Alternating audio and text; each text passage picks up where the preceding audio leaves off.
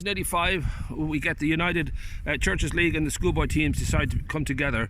Was that just a simple decision? Was it long fought over?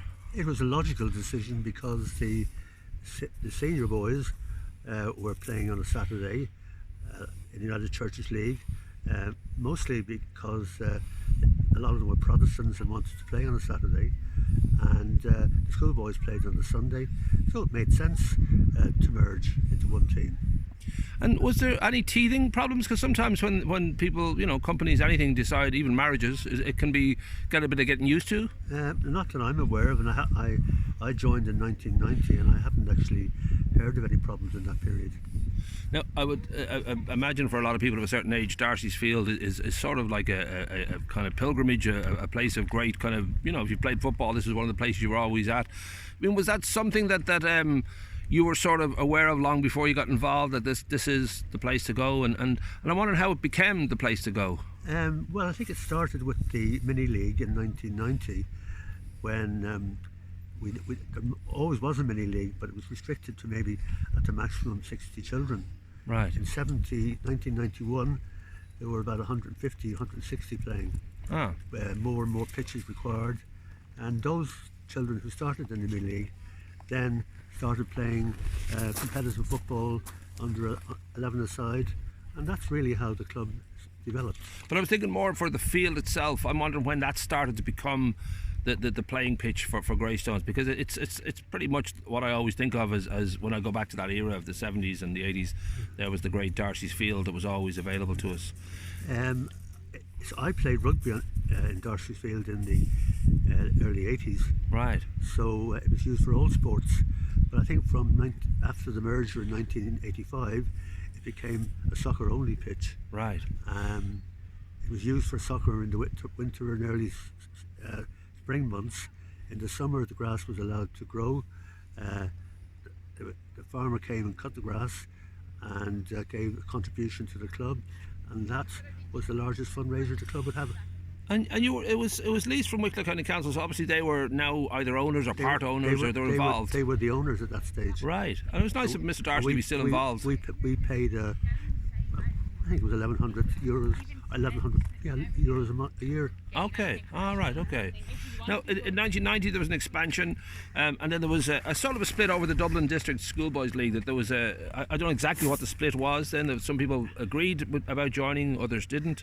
Well, the committee made a proper choice, in my view, to put certain teams into Dublin and leave teams at that age group in Wicklow.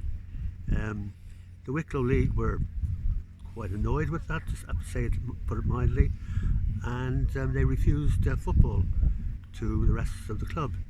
Oh. With the result that we had to take all our teams into South Dublin. Ah. That issue was not resolved for many years, and in fact still lingers to this day. And the politics of that always surprised me, because I know it goes on today. I know that some of the teams like Sporting Greystones and that have had to consider what leagues they go with, because of and it's not always easy to be involved with the Wicklow League. It's not always easy to get where you want to go without looking outside the border. Well, our view has always been, when I've been on the committee, is to provide football for all abilities, for the good children and the children who just want to play on a Saturday. And certain leagues are more suitable for each type of child. So yes, Wicklow is suitable for certain leagues, but it's not suitable for people who want to compete at a good level of football. Now, given that Greystones had two different clubs, I don't know if you were sort of, because you've been with them since 1990, was there any kind of a sense of rivalry, whether it was all just good fun? Because, ultimately you're all in the same game, literally. There always was rivalry, but we weren't competing in the same leagues. We weren't competing for basically the same players. The AFC had no interest at that stage in schoolboy football, so there was no real clash crossover. Right. But Greystones United were the better team, though, generally. I'd have to say Greystones United were better at schoolboy football. Right. And AFC were probably better at senior football. So for you, I know with talking to Patsy, when it came to amalgamating the two, again, there was a lot of sense about that, a bit like going back to 1985 with the Churches League and the schoolboy teams. But that too would be a big step. I don't know whether you guys had to, think long and hard, whether it took a long time for that kind of handshake to happen. No, it didn't. It was quite seamless. Once it was agreed, it happened. Right. It made sense. It made sense that AFC felt that they needed the support of the schoolboys leagues to support their continuation. I think at that stage they were getting most of their players from outside Greystones. Right. So right. they would feel or felt that there was a better pool coming through from the Greystones United. But again, I can't talk on behalf of those people. But I know and all of whom were my friends and always were my friends. Good. Well, I would imagine too that over the years there's been some great players. I don't know whether you'd have a particular kind of feeling for certain people stood out for you and when it came to Greystones United. Yeah, I mean, all the managers had our favourite players. We had Paul McShane, who played for Manchester United, and I believe has just signed a contract as an under-23 coach with Man United. Great.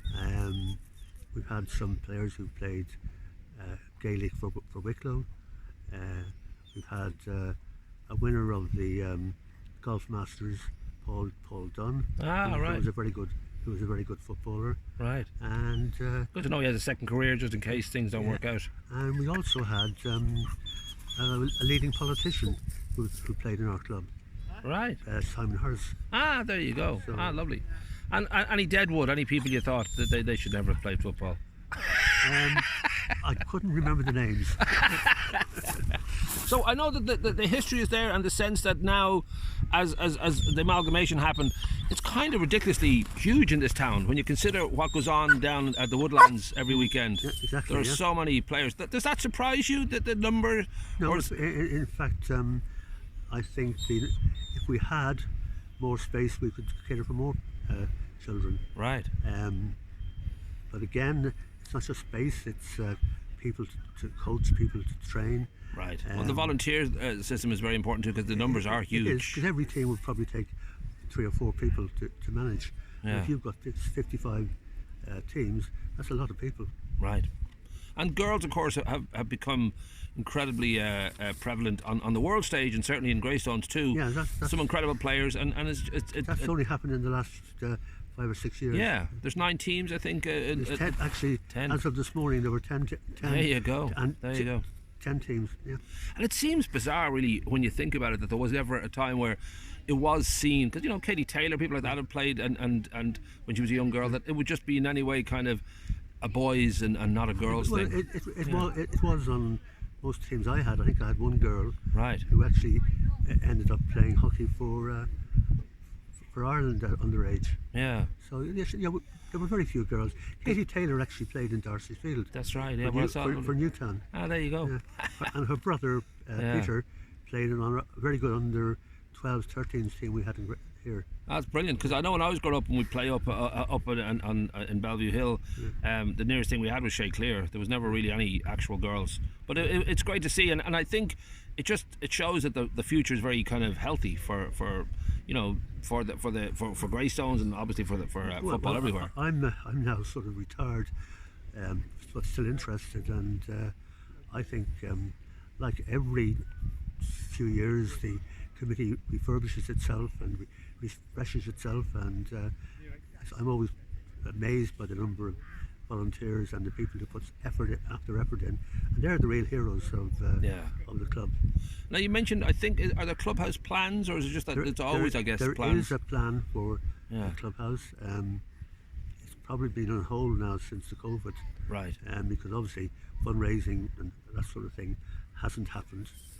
So I'd have to refer to the committee. Yeah, but the hope would be that within the next few years there should be. There are strong plans, and in fact the clubhouse we have now probably won't last much longer anyway. Right. Well, it is very much a temporary kind of dwelling. So fingers crossed. But well done, and I'll get some shots from you of going through the years. Yeah, but not very many. Yeah, but it'll be good to have a nice bit of history. Yeah. Nice.